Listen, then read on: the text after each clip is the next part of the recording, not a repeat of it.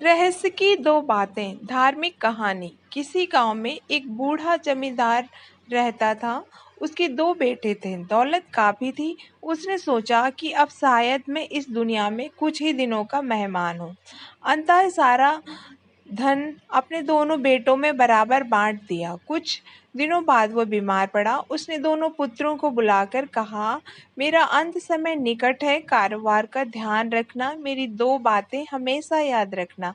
पहली, घर से जब काम पर जाना तो छाया में जाना और छाया में लौटना। दूसरी, जब कभी कठिन परिस्थिति में धन की जरूरत पड़े तो गांव के पास वाले मंदिर की चोटी में से ले लेना, पर वहां दिन ढलने के बाद और सूरज छिपने से पहले ही जाना।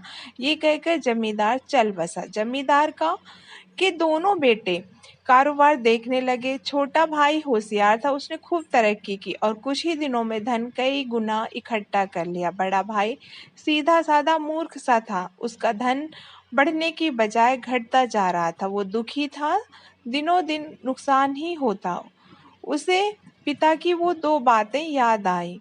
उसने पहली बात पर अमल किया। घर से कारोबार के स्थान कनाते लगवा दी और छाया में जाने लगा, पर इससे कुछ भी लाभ न हुआ, बल्कि कनाते लगवाने से उसका बचा धन भी खर्च हो गया।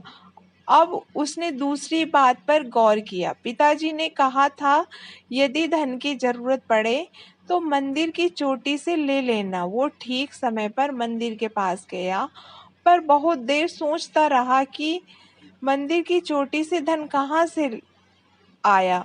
वो निराश होकर घर लौटा। छोटा भाई चतुर था पर दिल का उदार था। वो बड़े भाई की परेशानी को समझ रहा था। वो उसके पास गया, बोला, पिताजी ने जो बातें कही थी उन्हीं में तुम्हारी सारी समस्या का समाधान छुपा है।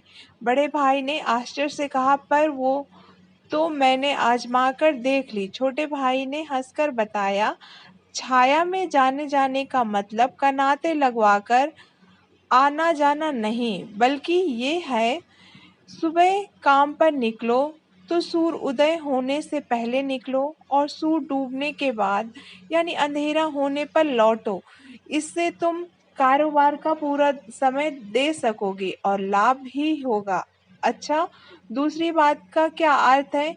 अभी तो मुझे धन की बहुत जरूरत है। बड़ा भाई उत्सुकता से बोला, वो भी बता दूंगा, मेरे साथ चलो।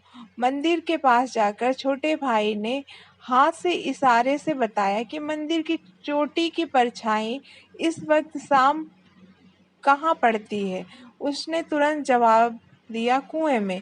बस इतनी सी बात तो कुएं में धन गड़ा है और क्या। बड़ा भाई खुशी से झूम उठा।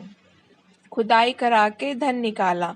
उसका कारोबार फिर चल पड़ा और अब वो बीच बीच में छोटे भाई से सलाह ले लिया करता था। दोस्तों, आपको कहानी पसंद आई हो तो चैनल को लाइक करना और सब्सक्राइब करना।